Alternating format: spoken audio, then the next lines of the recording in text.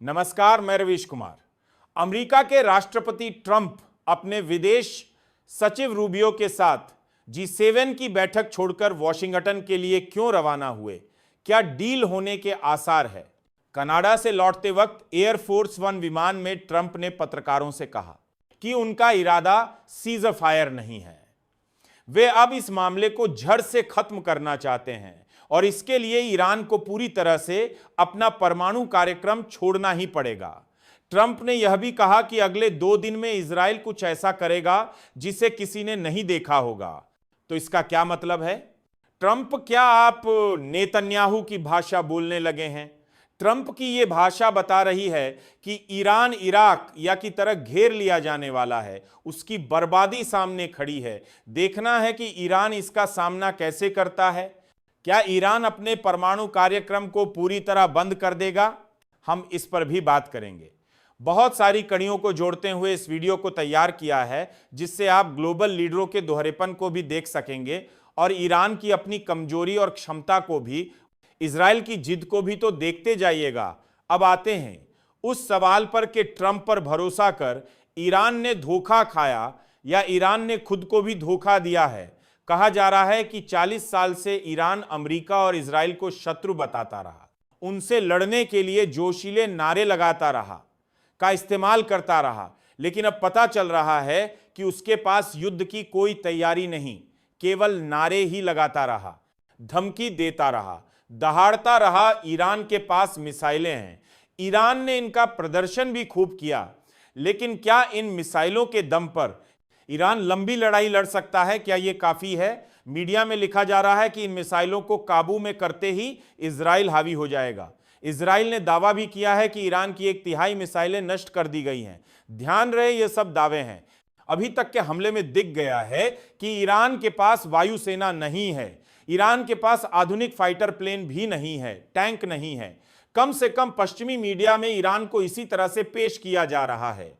अब तो इजराइल दावा कर रहा है कि उसने तेहरान के एयर स्पेस को अपने नियंत्रण में ले लिया है, यानी अब तेहरान के आसमान में किसका जहाज उड़ेगा, फैसला इजराइल का होगा और इसके बाद इजराइल किसी को भी निशाना बना सकता है। ट्रंप कह रहे हैं तेहरान के लोग राजधानी छोड़ दे। ट्रंप तेहरान को खाली करने का आदेश दे रहे हैं। 1100 तार 1000 की आबादी वाले शहर को चले जाने के लिए कह रहे हैं। इसी तरह के आदेश इजराइल गजा में दिया करता था। इजराइल की सेना नोटिस जारी कर देती थी कि गजा का यह मोहल्ला खाली किया जाना है और उसके बाद बमबारी कर उस इलाके को तबाह कर देती थी। नागरिक को चेतावनी देने के नाम पर केवल यह घोषणा कर दी जाती थी, मगर उसके बाद भी हमले में नागरिक की ही हत्या की गई। यहां से वहां लोगों को भटकाया गया, अपने ही शहर में शरणार्थी बना दिया गया। तो अब यहां से ट्रंप और नेतन्याहू की बोली और नीति को भी देखिए, ईरान की दहाड़ और उसकी कमजोरी को भी। तेहरान में 1000 काजार लोग रहते हैं। न्यूयॉर्क जैसा बड़ा शहर है, इतने लोगों को ट्रंप कहीं भाग जाने की बात कर रहे हैं, इजराइल से कोई अपील नहीं कर रहे हैं। इजराइल की पूरी आबादी करीब 1000 की ही है और उसके लिए 1,00,000 आबादी को तेहरान से भागने की बात कही जा रही है। पश्चिमी मीडिया के अखबारों का कवरेज ही सबसे बड़ा है। उन्हीं के संवाददाता इन इलाकों में हैं और वहां से रिपोर्ट कर रहे हैं, लेकिन उनके कवरेज को भी ध्यान से देखने की जरूरत है। कुछ अखबारों में ईरान को शक्तिशाली दिखाया गया है, ट्रंप पर सवाल किए जा रहे हैं, अमेरिका पर सवाल किए जा रहे हैं, लेकिन कईयों में सारी रिपोर्ट इजराइल के अगल से लिखी जा रही है कि उसके हमले से ईरान तबाह हो रहा है। बिजली, पानी सब बंद है। वहां तेहरान से लाखों लोग भाग रहे हैं। दूसरी तरफ कम पता चलता है कि इजराइल में क्या हो रहा है, वहां की जनता किस मानसिक स्थिति में है। यहां तक कि इजराइल ने ईरान के टीवी चैनल पर हमला बोला तो पश्चिमी मीडिया चुप रह गया। बहुत कुछ ईरान पर भी निर्भर करेगा कि वह पश्चिमी मीडिया और उसके जानकारों की थियरी को गलत साबित करने की स्थिति में है या नहीं।